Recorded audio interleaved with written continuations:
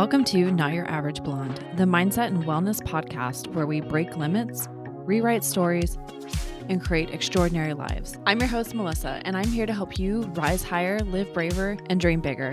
Let's get into today's episode. Welcome back to Not Your Average Blonde.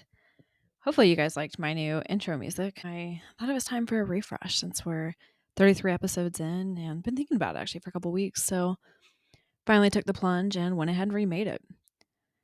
So today I want to talk about on what you focus on expands, kind of touching on a bit of last week's episode where we talked about energy. This week I wanted to focus on literally your focus.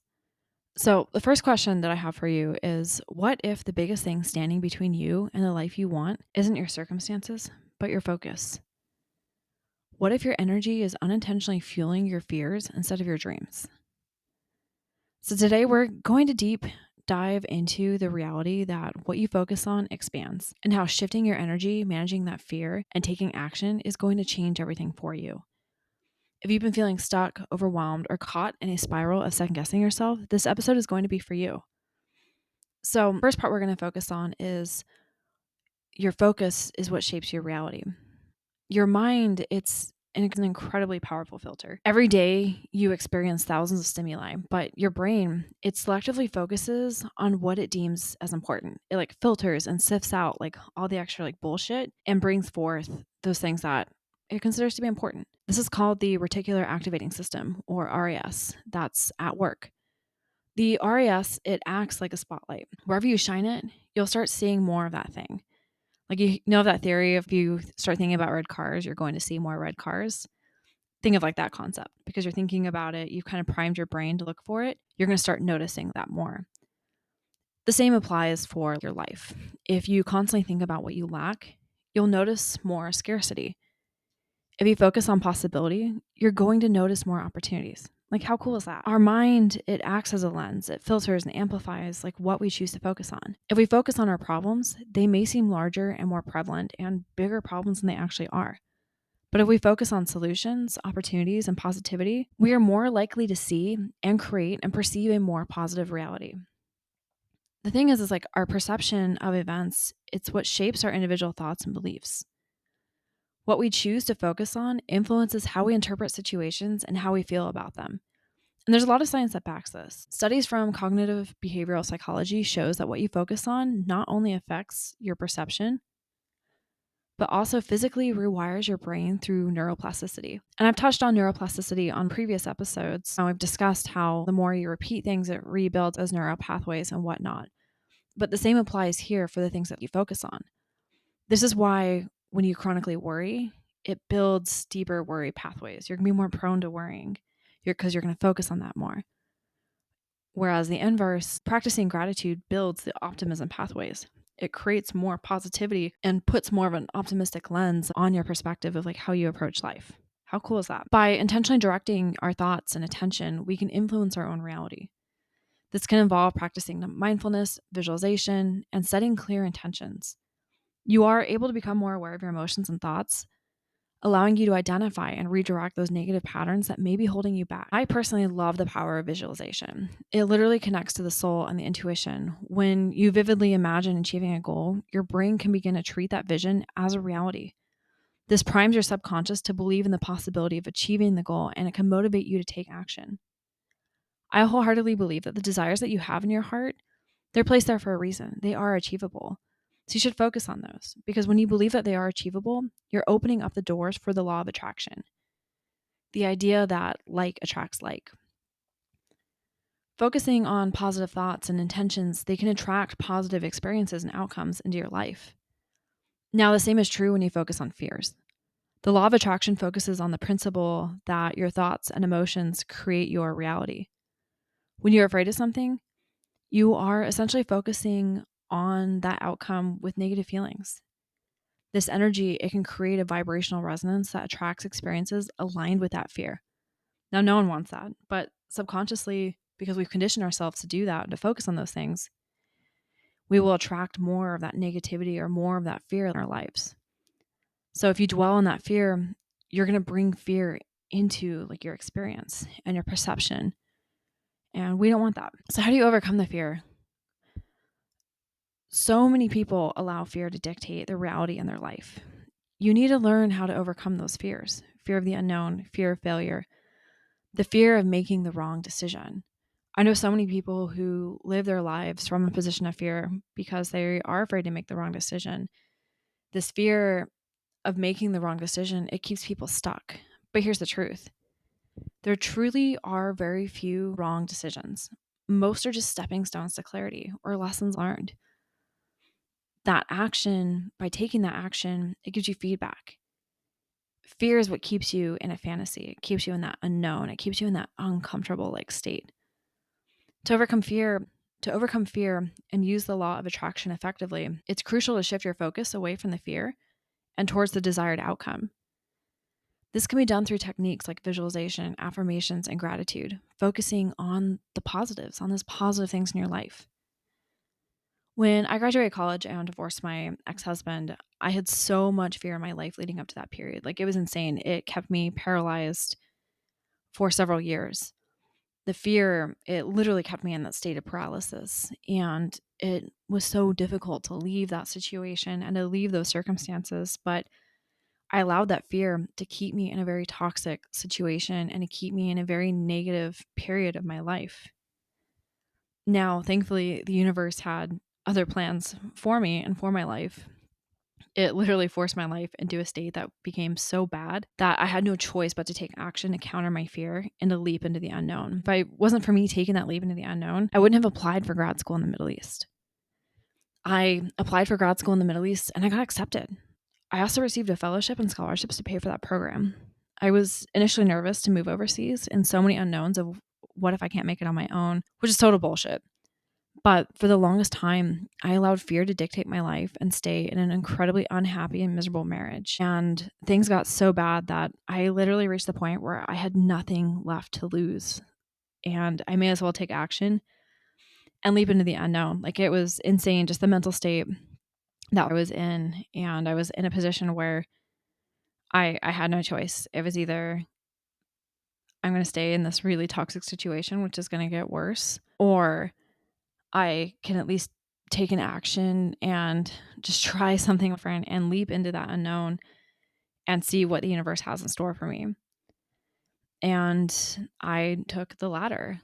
Like I said, it was a crazy period of my life. I was going through the divorce. I was also going through a reputation scandal. I also went through a lawsuit. Like, when I said like my life had gotten so bad, it was just literally the perfect storm of events that happened during that time period. And it was just one thing after another that the universe was trying to get me to make some type of movement, because I literally allowed paralysis to put me in a position where I acted out of fear. I refused to make a decision. I refused to take action like in my life for several years. So the universe just kept stacking on. It stacked on the divorce. It stacked on that reputation scandal. It stacked on a lawsuit. And they were all separate things. No connection to each other or connection to the divorce. But when I say it was literally the perfect storm of my life, it literally was the perfect storm of my life that forced me into a position of action. Like, I had no choice but to take action. And it was a crazy period of my life when I look back, but the combination of things that was happening in that period, things could not have gone worse.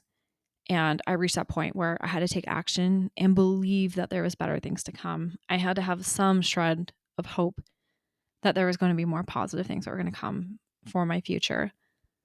But I couldn't reach the better things unless I took action into the unknown and put trust in myself that I will make it no matter what. I had to overcome my fear. I had to take action. I had to ask myself, what is the worst case scenario that can happen with me taking action? As a result, it further solidified two values that I've lived my life by. The first being, I did not ever want to live my life from a position of fear. And two, I don't want to live my life with regret. Getting divorced was probably one of the best decisions I ever made in my life. Kind of kills me when they hear I'm divorced and they're like, oh, I'm so sorry. And I'm like, no, don't be. It literally was one of the best decisions I've ever made in my life, was to get divorced. And I reflect back on that entire period of my life, and like, I've learned so much from that time period. I've have learned that living a life of inaction, it leads to regret. And there's psychology that backs that up. A study published in the Journal of Experimental Psychology found that regret from inaction is longer lasting and more emotionally painful than regret from action. Just think about that. Regret from inaction is longer lasting and more emotionally painful than regret from action. Which pain would you rather live with? The pain of regret from inaction or the pain of pushing outside of your comfort zone by taking action? Now, I'll tell you that I want to be the person when I'm on my deathbed someday that when I'm reflecting back on my life, I don't want it to be a reflection of like what ifs, like what if I had done that? What if I had done this? What if I had tried that? I'd rather reflect and look back and be like, man, like I'm so glad I tried that, even though it kicked my ass or it didn't work out, but like I learned this lesson from it. Or man, I'm so glad I took that action and it worked out and it created a really kick-ass and amazing life that I can reflect on with positivity. So I want you to reflect right now on what's one decision that you've been putting off because of fear. With that decision, I want you to think, what's the worst case scenario? What's the absolute worst case scenario that can happen with that decision? Now, can you handle that? If you don't believe it can work, you may not experience the full potential of what the universe has in store for you. Many people allow fear to fuel their inaction, and this leads to analysis paralysis. It's a terrible state to be in. Like I have a lot of people who are personally like in my life who allow fear to dictate their lack of ability to be able to take action in their life, and they are so unhappy with it, and it's frustrating to see. And it's a delicate balance of, encouraging them and reminding them to take action while still respecting the relationship. But the basis of it is analysis paralysis. Analysis paralysis, this happens when we overthink to the point of inaction. You may have too many choices. You may have too much fear of getting it wrong or making the wrong decision. You live in that state where fear of making the wrong decision or regretting a choice, it leads to excessive overthinking and indecision, which hinders your ability to make a decision at all. You feel overwhelmed by options or potential consequences that paralyze you from taking action. You live in fear of making a mistake. This fear can lead you to avoid making any decision at all. I remember back to when I was still married, and I knew pretty much within the first year of like marriage that this wasn't going to work out, that the relationship was not a good relationship and we should probably get a divorce. But it took me several years to build up to the point of divorce because I was afraid. I lived in fear. I allowed the, analysis paralysis to like dictate my inaction. I had a lot of fear of like, what if I got it wrong? Like, what if it's me? Or what if I can't make it on my own? Like there were all these like what ifs and like just so many questions just going through my head that I stayed in a toxic situation for several years longer than I should have before I took the action to leave. And a part of it was like, I didn't want to take ownership for the consequences of like actions. I didn't want to be stuck with the stereotype of being divorced, which when I used to be a Mormon, there was so much stigma with being divorced. And it typically is almost always like the woman's fault. The blame, I'd say 99% of the time, like falls on the woman, at least how people perceive it. And I was afraid of that. I didn't know how to take ownership of that action for, wanting to initiate divorce and then the social consequences that were going to come from that. But the thing is, like a lot of people, they allow that to stop them from taking action. This lack of ownership for consequences of their actions and that fear of like, if things go wrong, you can't blame other things for it. You can also have a strong desire for perfectionism, which puts that extra weight on the potential consequences of your decision or making a mistake. You may have an avoidance to a loss where you focus on the negative outcomes of the decision, making you hesitant to make a choice. That was the trap I fell into, was I decided to maybe like avoid it and focus on so many other different things to instead of making the decision to get a divorce. And I had a lot of focus on the negative outcomes of that decision of getting a divorce, and I allowed that to cripple me. But I eventually had to overcome that. So how do you overcome analysis paralysis? How do you beat it? First, you need to set clear goals. This will help narrow down the scope of choices you have. Limit your options. 3 choices max is like typically my rule of thumb. Set a time limit for decisions. If you don't put a time limit on it, if you don't give yourself a deadline, you're going to waffle back and forth for in perpetuity on making the decision. You're going to procrastinate and keep putting it off. And lastly, trust your gut. According to behavioral science research, intuitive decisions are often as accurate, if not more, than overthought ones. Like, trust your gut. It knows what's up. When I was looking at graduate school programs, the school I ended up going to was in the Middle East. The school kept popping up in my mind. It was wild. Even still looking back now, it's kind of wild because like my freshman year in college, I was in an Arabic class. I studied Arabic in college. And in class, we had this lady who was visiting our program, and she was sitting in our Arabic class one day. And she noticed me.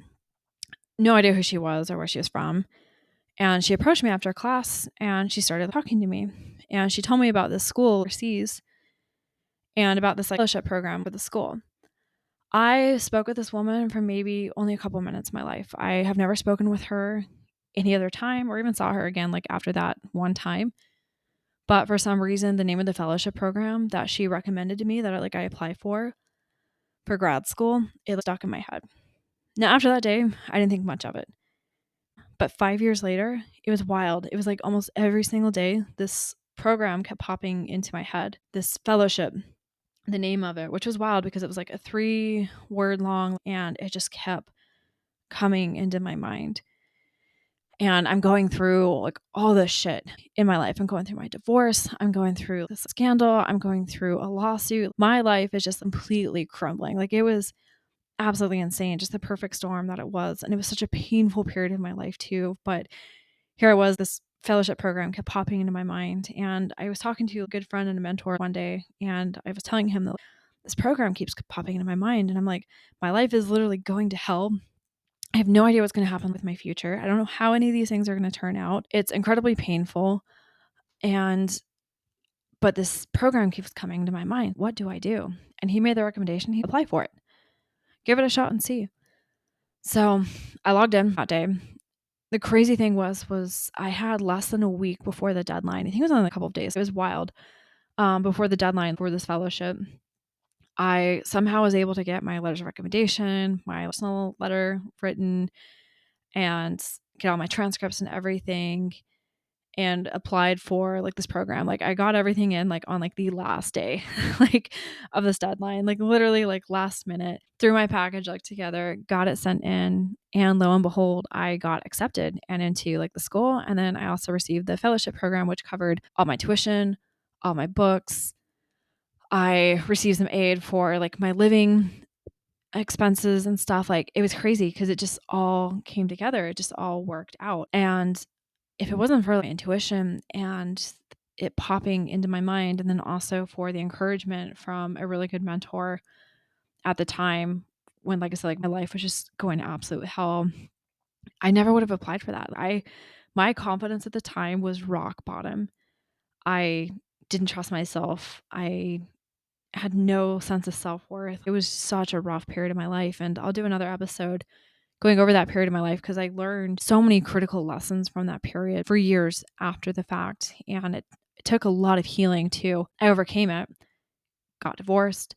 I made it through the scandal. The people that started the scandal, karma's a bitch, came back and really affected their lives. Thankfully, the truth came out.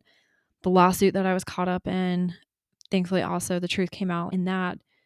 And I came out on top, but it definitely left a lot of scarring and had some trust issues. And it really shook me in terms of my sense of self and who I was. It really rocked me to my core and just kind of molded me into nothing. And I had to rebuild myself again from that period of, I guess, trauma and the life experience. But I'm super grateful that I listened to that little inkling of my intuition at the time, and then had the encouragement. I had the right formula of the encouragement from a good mentor and friend at the time, because that was exactly what I needed in my life during that period. It was not easy going to that program. I moved to the Middle East. My parents thought I was batshit crazy because I literally sold everything that I had, which it wasn't much. I packed everything down into a suitcase and a gym bag and my backpack. got rid of everything else, and moved all the way across the world to the Middle East, which, like I said, my parents thought I was absolutely insane because they're like, "You're going to the Middle East. Why are you going to the Middle East?" But I'd reached a period in my life where when I was going through all those like challenges, one, my sense of self-worth wasn't very high. So I literally reached that point of I literally have nothing left to lose. And so I'm going to give this a chance, and whatever happens, happens. I went in with such an open mind and kind of a very carefree mindset, which was both good and bad, because especially in that region, your safety could be in jeopardy. But I went in with the perspective of literally my life cannot get any worse. So let me just take this chance on the universe and see what the future holds. It was a massive stepping stone for what I needed in my life at that time. And it gave me the momentum that I needed to be able to pivot in my life. Reflecting more on that period, I learned that action is truly the antidote to fear. Fear loves when you are stagnant, but movement is what dissolves that fear. You have to take action in your life.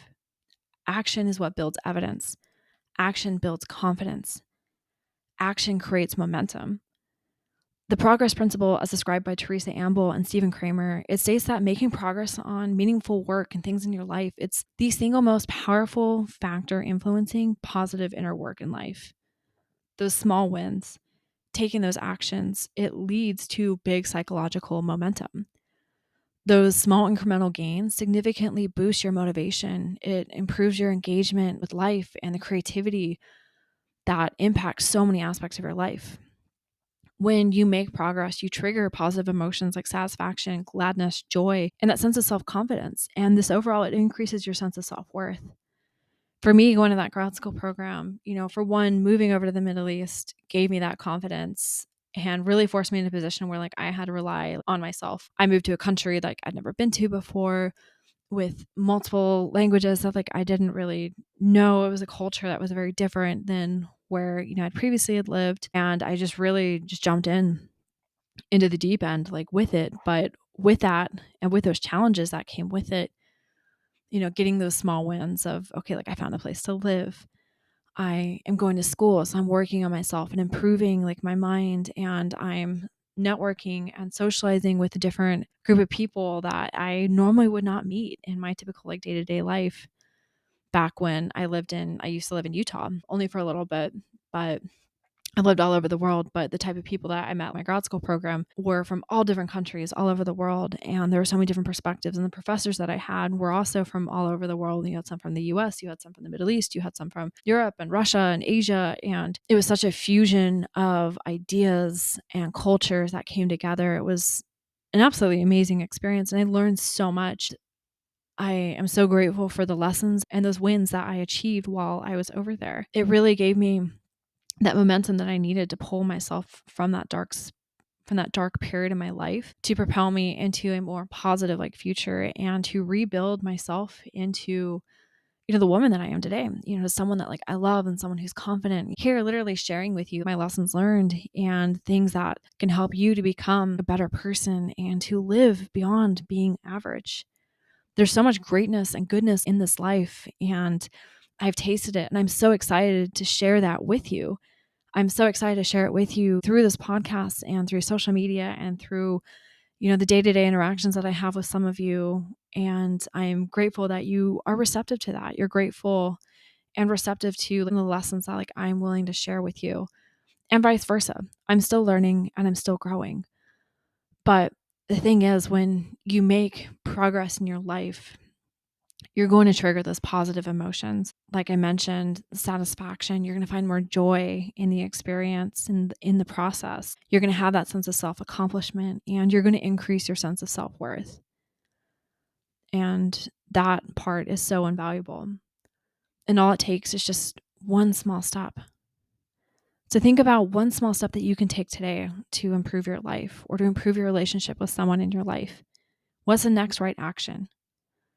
Now, I want to remind you that inaction is still an action. And that's something most people don't talk about. Not choosing is still a choice. Not acting is still an action, but it's a disempowered one. It's letting life happen to you instead of you creating it, instead of you creating life. Choosing not to act can have consequences and can be viewed as a form of action. Inaction, it's passive, but it can still have significant impact, and it's a deliberate choice with potential outcomes like on your life. When faced with life or a situation where action is expected, choosing to not act can be seen as a form of responsibility or accountability. Inaction can be a result of fear, procrastination, or lack of resources. I have definitely lived periods of my life, like I said, back when I was married, I lived in fear. I let fear dictate and fuel my inability to act. And as a result of that, I stayed in a situation that was toxic for me for several years, and it stunted me and like my growth. And it was not a positive experience for me and like my development, and really hindered the 20s because I allowed fear to dictate. I allowed fear to fuel inaction. And that inaction, that inaction can still have negative influences or impacts like on your life. That inaction can have negative impacts on your life. Inaction, it can also have moral implications as well, especially when it involves harm to others or allowing harmful or toxic situations to continue. Not intervening can be an act of inaction that has negative consequences, not just for yourself, but for other people or for those around you. For me, it ultimately goes back to the principle that I mentioned before of not allowing fear to dictate my life. Coming out of that experience in my 20s, I made that decision to never allow fear to dictate my actions in life. I would rather live life on my terms.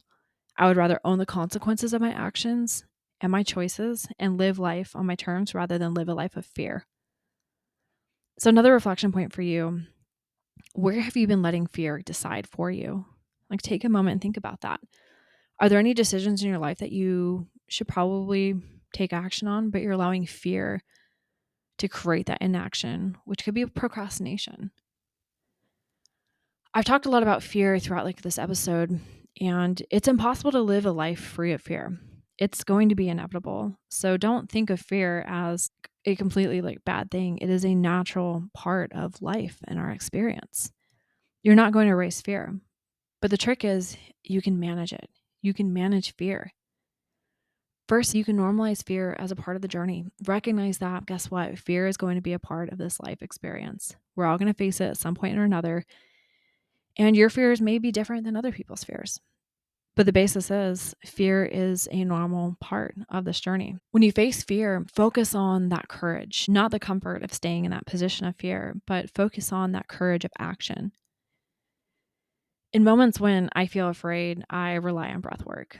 I will literally breathe through the fear. I will stop or focus for a moment and get in tune with my breathing. I am a huge fan of breath work because it activates your parasympathetic nervous system. It literally can slow things down, and using controlled breathing techniques, it can lower your cortisol levels and it can reduce your anxiety by, I think I was reading in the journal of psychiatric research, it can reduce your anxiety by 40%. How crazy is that? By just a few minutes of breathing. I personally love the box method.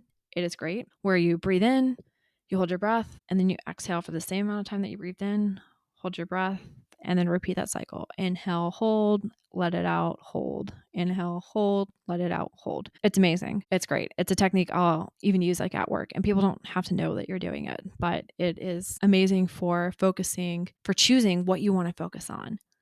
When I'm doing my breath work, I choose what I want to focus on. I choose to focus on what I want and not what I fear. And I'm calming the situation, slowing that moment down. And I found that through this practice, when I manage my fear, where I focus my mind and my energy, that energy flows where my attention goes. Your focus, it expands your reality. When you focus on fear, you cultivate more fear in your life. When you focus on desire, it creates more possibility in your life, more possibility, more potential. What you focus on, it amplifies your energy and motivation towards it. When you focus on the negative, that drains your energy. It brings in negative energy into your life that just zaps you. When you focus on the positive things, you're able to find that drive, the aspects that light up your soul and that amplify your life. You can apply this focus onto different aspects of your life. Apply it to your work, your goals, your daily tasks, your relationships, you name it. What are the things you want more of? Focus your attention on that and put a positive light on it. When you focus your attention on those things you want, you're amplifying your energy and your motivation towards that focus. You set clear goals and you focus your intention on it. That's where visualization is absolutely amazing, because you set that goal and that intention, and then you focus your energy and your intention on that. If you're going through something right now, it happens. That's life. But if you're going through something right now, I want you to think on that for a moment. Now, which narrative is your focus on? Are you focusing on how much life sucks right now? Or are you focusing on how you're going to overcome this challenge that maybe you had a misunderstanding with your spouse, or you had an argument with your spouse this morning, or maybe you're dealing with something at work? What narrative or story are you telling yourself about your circumstances? We're all living inside this narrative, the story that we tell ourselves. It's, I can't do it. I'm behind. I'm not smart enough. Like, she's out to get me, or he's out to get me, or whatever it may be. The thing is, it's a story. They're not facts. They're interpretations. You can reframe your narrative and your mindset from victimhood to empowerment, from fear to faith, from limitation to expansion. The narrative that you tell yourself and the self-perception that comes with that narrative, you have the power to create that and to choose that, and also maintain that narrative as well too. When you ruminate or focus on those things that are about yourself or your experiences, or if you had that argument with your spouse, your place in the world, or whatever issue you're dealing with at work, that narrative that you're telling yourself about that situation is what is going to influence your thoughts, your emotions, and your behaviors. If you're not careful, having that negative narrative, it can damage your identity, it can damage your relationships, it can influence how you approach those situations. But inversely, the positive can also have a more positive impact. The story that you construct about who you are, where you've been, or where you're going next, it's dynamic. You control that narrative and the boundaries that are associated with that situation. The story you tell yourself, it shapes your experiences, it shapes your reality and the interpretations that you have of that event. This narrative, it can create self-fulfilling prophecies, which heavily influences how you act and perceive the world. The energy that you put towards it, it's going to be reflected back to you. And this can have profound impact on your life, affecting your choices, your goals, and your overall well-being. So what story are you telling yourself right now? Is it helping you or holding you back? While our experiences and interpersonal dynamics can influence our narratives, we can choose to rewrite or change our story. You can change the lens of how you perceive the situation. You'll need to be aware of the narrative that you're telling yourself and consciously shift your thoughts and beliefs. What energy do you want to put towards that? You will need to be more aware of the narrative that you're telling yourself and consciously shift your thoughts and beliefs. What energy do you want to put towards those thoughts and those beliefs? Think about this the next time after you got into a fight with your wife or your husband, or if you have a conflict at work. Maybe he or she didn't have anything to eat today. It was a bit moody. Or maybe that coworker you're having issues with, maybe they're having some personal issues, like family member died, or they're having car issues or financial problems, or their spouse, you name it, whatever it can be. But maybe that simple misunderstanding and reframing that narrative from, oh, that person's out to get me, or they're trying to undermine me, or they're trying to do X, Y, Z, can be cleared up by switching your internal narrative and then having a conversation with that person. Invite them out to coffee. Have that discussion and keep it calm and positive with that person. Reframe that narrative that you're telling yourself mentally. So in closing, you have so much more power than you realize. The energy that you have and that you give to every thought, every action, every focus point is shaping your life. It's shaping your reality. So focus on your fears and they'll grow. But if you focus on your dreams, they will expand. So choose your focus wisely. Thank you so much for being here today on Not Your Average Blonde. If this episode helped you, it would mean the world if you shared it with a friend, left a review, and hit that subscribe button. Until next time, wherever you are, keep focusing forward. Talk with you on Monday. Thanks for tuning in to Not Your Average Blonde. Remember, your story isn't finished yet, and the best chapters are still ahead. If today's episode spoke to you, share it with a friend, and don't forget to follow the show on Spotify, YouTube, and Apple Podcasts. Stay connected, stay bold, and most of all, stay unapologetically you. Until next time.